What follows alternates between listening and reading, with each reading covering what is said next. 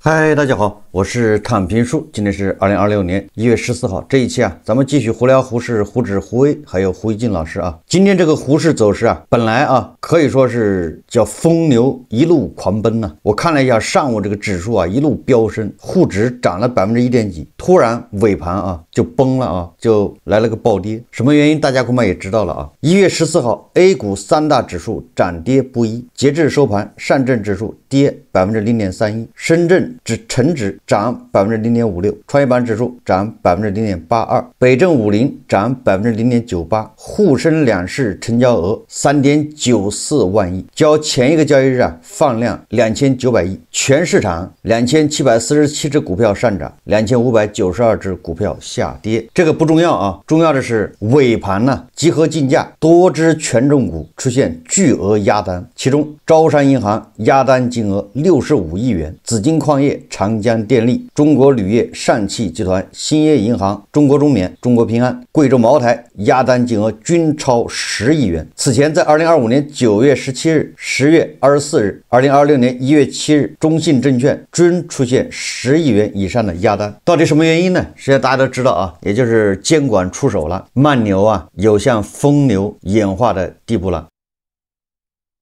根据2026年1月14日沪深北交易所发布的通知，融资保证金比例从80%提高至100%，这个规定就给这个疯牛当头一棒，浇了一盆凉水，所以立即马上萎靡不振。而且那些什么大盘股那个巨额压单，尤其是中信证券，那都是国家队在里面也就是说这个交易所发这个通知降杠杆，同时国家队还出来灭火压这些大盘股，目的昭然若揭就是很清楚，这么涨上面已经睡不着了，害怕了，这不是什么牛市，这就是疯牛这就是个赌场，上面害怕了就这个涨势绝对不是什么健康的什么资本市场。有很多人恐怕这2天赚了点钱，又在我下面留言，你没有经历过530半夜鸡叫，现在是中午鸡叫，更邪性说明什么？大中午的鸡叫说明情况危机，来不及慢慢考虑。半夜鸡叫什么意思对吧？那是上面一层一层向上汇报，深思熟虑对吧？趁天亮开盘之前先发个通知，结果大家都知道了这一次是中午鸡叫，来不及对吧？慢慢商量。你看上午走的那沪指涨了1点几，关键是什么资金在推动呢？我在以前节目说了对吧？都是场内资金场内资金自己加杠杆，所以那个融资创新高，融资开户创新高，融资额创新高，融资的2.6万亿对吧？一天增加4000亿，这什么概念现在由80%调到100%，实际上就是你估算一下就是再简单算一下，就是这个融资额这块就要少大概6000亿吧，5000多亿。上面害怕了，不要以为上面真傻，你把个胡适搞成这样。我在前几天节目说了有人要负责任，如果到时候推到5000年6000年，然后咣叽一下掉下来，血流成河本来有很多人侥幸从那个楼市低迷中侥幸逃脱的，硕果仅存的，这个楼市低迷对他影响不大，结果他被忽悠进了胡适，在胡适里一把割掉，一网打尽为什么上面害怕呢？其实他们心里最清楚，因为你这个业绩你这个基本面根本支撑不了这个市场对吧？一些赌徒他不知天高地厚，现在已经不讲市盈率了，都讲市梦率对吧？什么跟商业航天1毛钱关系没有的，居然也能涨几倍。这个商业航天本来就是个概念对吧？啥也不是，就这么爆炒，上面已经害怕了。还有什么人工智能应用，你这不是扯淡吗？人工智能应用哪个现在有盈利模式在赚钱呢？都在炒概念。如果大家不记得的话对吧？你可以想一想 VR 多火前几年股市跟 VR 沾关的也是暴涨，现在 VR 还有人提吗？还是谁在提呢？3年前的吧，22年元宇宙还记得吗？元宇宙里面还炒房地产，多少科技公司搞元宇宙现在还有人提吗？但是那时候都是爆炒占元宇宙概念的那都是占几倍有一些这个赌徒不知天高地厚的，你这是赌博对吧？赌博你去澳门也可以不需要讲故事，直接赌不就完了吗？连开赌场的现在都害怕了，主动的降温这就是信号对吧？按照网友说的，按照网上传言什么把一个企业搞好我不行，但是把一个企业搞垮我有1万种办法，把指数搞上去不容易，你知道吧？但是要让指数下来，那他要不说10000种办法，至少有1000种办法。上面害怕不是说怕指数涨得高，而是这么个涨法，这种脱离基本面，对吧？这完全已经超出了这个监管或者上面顶层他们的一些想法。实际上是前天吧，还是昨天，就是前几个交易日中信证券尾盘不也是10亿大单压盘吗？那个实际上就是一个信号，太火了，降温，结果市场不理，对吧？就是狂热的市场还在暴拉，上证指数从上涨1.2%直接砸到负的0.8%，关键尾盘还有人进去抢因为现在这个市场太热赌徒，对吧？现在已经赌红了眼，什么清华北大不如胆子大，人有多大胆，地有多大产，对吧？都是这种。尾盘还进去抢的恐怕这几天出不来了。根据这个彭博社的说法当然这又是小道消息说监管机构此举明确表明，他们希望看到的是慢慢的牛市，缓慢的牛市，而不是过热的牛市。如果这还不足以减缓涨势，后续措施将会出台。接下来的举措可能会比这次更加具体，甚至更加强硬。但他同时指出，根据2015年的经验，市场很可能会很快从这次冲击中恢复过来，因为它会凭借惯性继续前进。下一步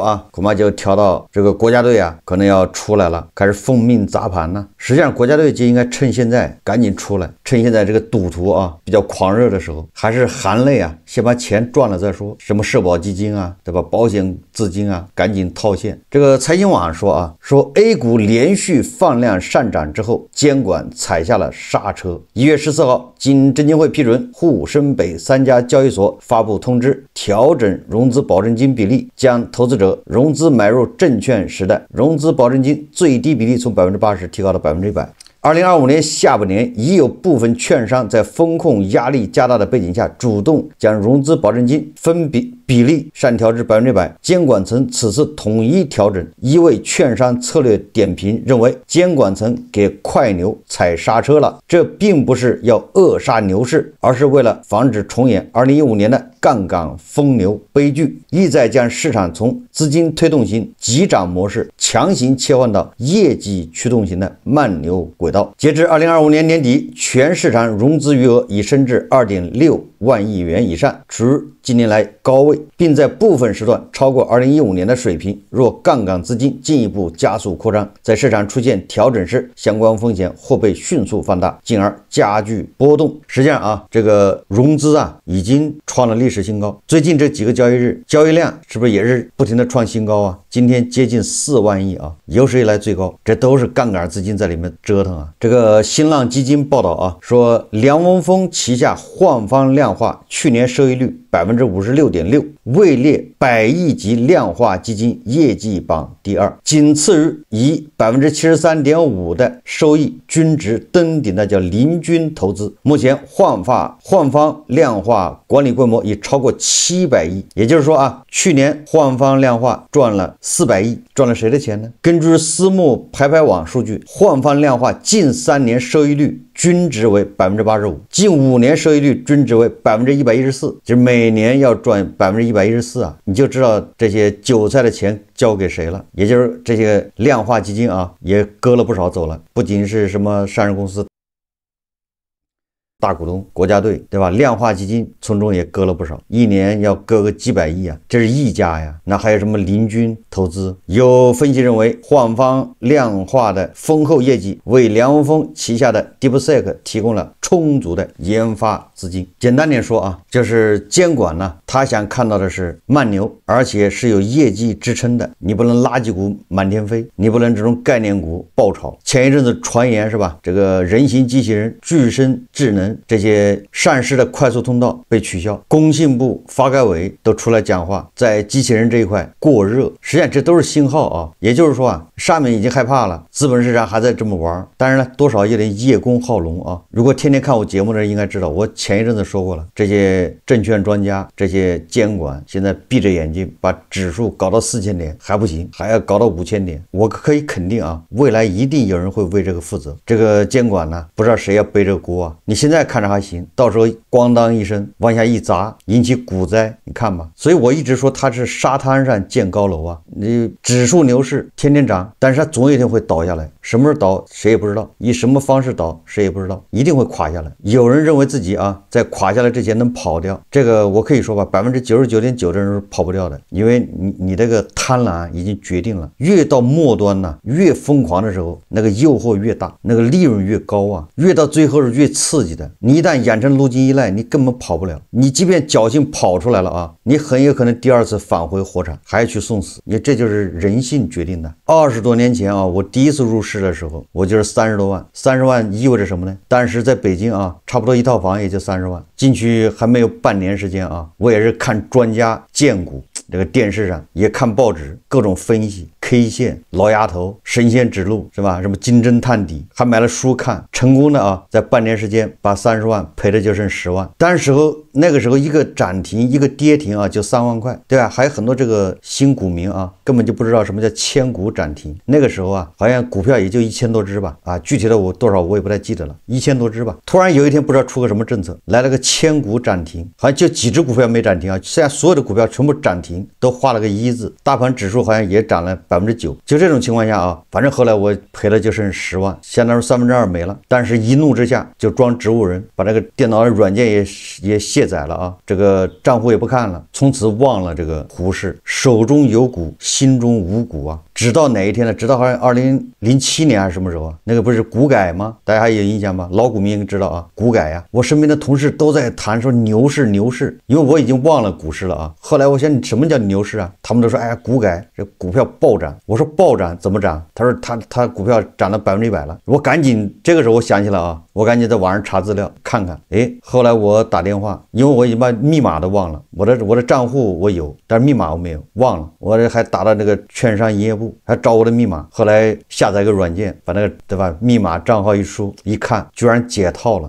我那当时账户好像是30多万，就是我买股票的时候是30万整，等我打开账户的时候一看，好像是32万还是32万多吧，大概这样子。就是我赔的20万自己回来了。在这个被这个深套的这个期间啊，就跟那个上海监工爷叔一样啊，这个爷叔他是不停的补仓，他不停的看，我就根本不看，我就是装植物人，忘了。然后偶尔想起的时候，因为总有人问你啊，因为你炒股别人知道，而且都是大手笔。你想北京的一套房啊，老有人会提说你股票炒得怎么样，哪壶不开提哪壶啊，一般的都会招致一顿骂。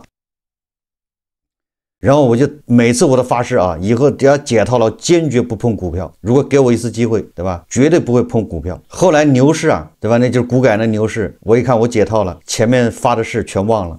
这叫记吃不记打啊！立马我当时我记得买了10万股那个江淮汽车，江淮汽车就是3块一股啊。我为什么买那个车呢？其实我对那股票不了解啊，是安徽的，仅仅是因为我那个数号正好能买10万股，你看，而且那股票没怎么涨，别的股票都涨得不认识了。我一看我买这股票吧，那个时候喜欢买便宜的股票，结果啊，从3块涨到10块，涨到11块，好像12块吧，涨了3倍。按照现在很多人的想法，你越涨你应该越减仓，对吧？赶紧跑啊！你这翻了1倍了。2倍3倍你还不跑，我告诉你啊，根本跑不动。它越涨的话越加仓。我记得10块多的时候我还加仓了，那加仓就狠了啊！比我这个大家也知道，10块钱一股的时候我买了10万股，那时候就是市值就是100万，它连拉2个涨停，一个涨停就赚10万。你想以前30万入市的时候，一个跌停3万，自己肉疼，一共赔了20万，就发誓不想炒了。现在一天就是10万，2天对吧？就20万，那以前赔10万算什么回事呢？小意思啊，毛毛雨。好了伤疤忘了疼。我说这个什么意思呢？就是说你一旦这个进入这种状态啊，你想跑不了。你想那个时候一个涨停就是把我以前的那个烦恼就没了，再来一个涨停，对吧？就赚钱。以前为了那个10万块钱焦虑是吧？懊悔，现在一天就回来。人的这个贪欲啊越来越强烈。后来就遇到了530，因为我在高位还加了仓，所以530来了5个跌停吗还是什么的，我就变成赔钱，由赚3倍啊到赔钱，就这么快。完了之后再来一个骚操作是吧？一看这个股票它也不弹，别的股票呼呼在往上反弹，咣当一下把这个江淮汽车又割了，追别的股票，结果别的股票等我一追的时候，它开始又下跌。哎，这边江淮汽车又开始反弹，割了那个股票又追江淮汽车，这么折腾2下差不多了，又开始发誓了。我可以负责任的说啊，99%的股民跟我是一样的，你还有1-2个不一样的，那你再坚持持一会儿就一样了，对吧？你认为你不一样，是因为经历少。我完整的经历过2轮牛市啊，第2轮牛市好像我也赚了1倍，100%啊，1倍以上，最后以惨败出场收场。我还炒过权证，权证是 T+0啊，那才叫刺激。我不看好胡适啊，就是目前我的理由在每天的节目都讲啊，这个你要把它当做一个赌博、投机、交易性机会，那你可以参与啊，你把它当做消费。但是如果你要把它当做个投资市场，你说你要投资，准备养老，做长线资本，或者是啊这个失业了没活干，准备靠这个为生，甚至有人指望着炒股来实现这个财富自由，我劝你啊，早早的啊打消这个妄念，对吧？你就把它当成是个赌博，是澳门的赌场。但是未来它是不是有投资价值，这我不好说，对吧？这得需要它根本的这些制度性问题，对吧？它的病根有没有被治好，对吧？如果它病根治好了，那你可以重新考虑是不是可以投资。当然这个还早啊，不是那么一句话的。我在想啊，一个可以人为操控的市场，它的操控目的是什么？我们简单的说啊，如果它操控目的是让你赚钱，让每个人都能赚到钱，那他为什么不给大家发钱呢？非要通过这种方式呢？奖励那些喜欢赌博的是吗？啊，你参与赌博你就能赚钱，他这是要形成这么一个就是奖励不劳而获呗？显然不是啊，这个没办法自圆其说。那他要操控这胡适干什么呢？实际上就是我天天说的，它是一个融资市场，这个市场不能垮了，对吧？它要拖到一个点位，然后这个时候好抽血，好解决什么这个企业的融资难，对吧？让散户大家在这献爱心。如果这些企业干得好，能够回报股民，哎，那指数它能上去，因为它能分红，比银行利息要高，就股息，对吧？比较高，这是它治理的好。如果治理的不好呢，企业退市或者是要死不活，那你散户就吃亏。这个就已经是当下啊这个资本市场算是好的。房子都不让你炒，它怎么会让你炒股呢？你不能醒一醒吗？房住不炒，对吧？如果股市真的这么赚钱，大家都把钱往股市放，不就是泡沫吗？又是新的一轮泡沫，房地产的泡沫给你戳掉，在这儿再搞个泡沫，对吧？这些不难理解吧？所以说现在啊，脱离了基本面，离基本面太远，上面的已经看不过去了，就这么简单啊。当然了，现在这个市场它已经就是这些赌徒啊，已经被处于亢奋状态，对吧？1次2次这种信号，它不一定能感受得到，对吧？一调整完，过2天又得冲进来，恐怕还要涨，直到上面啊开始下定决心，痛下决心，大开杀戒。我们再看胡一静老师啊，这个胡一静老师为一个裸体雕像开始评论啊，这个最近网上不是说这个华清池啊，就是贵妃出浴嘛，杨贵妃是吧，在那儿洗完澡出浴的地方，那搞了个雕像，那个雕像我也没看啊，好像是有点裸露吧，有点暴露。然后网上好多人就开始说啊，这个伤风败俗啊，色情啊，对小孩不好啊，对吧？就好多评论嘛。然后胡一静老师对这个现象啊，他也进行评论。他说啊，华清池贵妃裸体出浴雕像近日引发争议。他如果这个雕像是新立的，这种争议尚可理解，但它是1991年例如西安临潼华清池景区的，已经过去了35年。今天一些人嫌这个贵妃出浴雕像袒露上半身不雅观，败坏社会风气，真是让老胡这个经历了社会开放全过程的过来人有时光倒转之感。但是我不知道这当中的反对者有没有年轻人，如果有的话，我对他们太失望了。莫非他们还不如老胡当年那波年轻人思想开放吗？胡一静言下之意就是说，现在的年轻人啊保守，还没有30年前的人开放。我看到有的媒体报道这件事，配了贵妃出浴雕像的照片，却专门把杨贵妃雕像裸露的胸部打了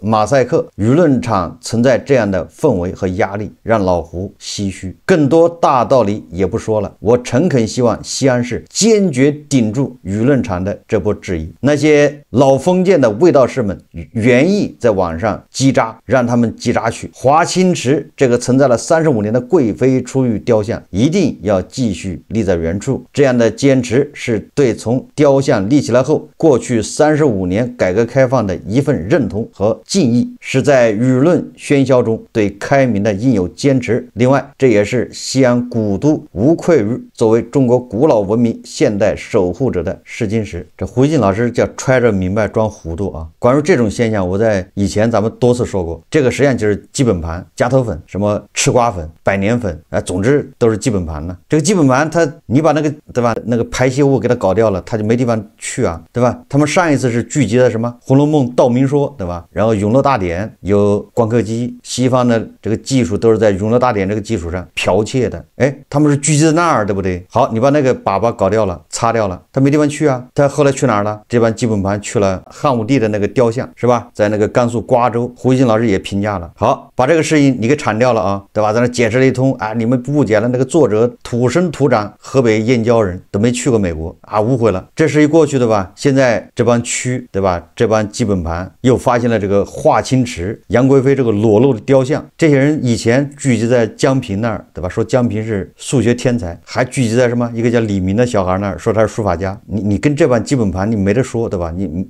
没有什么好的。你现在啊，华清池这事过去了，他会在别的地方再冒出来，就是他像个幽灵一样，他总要找个地方他要聚集一下，显示一下自己的力量和存在。我们要说的是为什么会出现这种现象，就这帮基本盘是怎么出来的？那不都是拜胡锡进老师所赐吗？胡锡进老师在网上，对吧？跟那个加藤老师还有谁啊？还有那个北大的教授举报，对吧？然后这个总之啊，把另外一派声音给压制下去了，出来的就是基本盘。这基本盘他只能单向接收这些信息，没有批判思维，没有理性的，没有什么逻辑。这不就是拜胡锡进老师所赐吗？你天天给他喂大便，他现在只认识大便，他觉得大便香，那你有什么办法？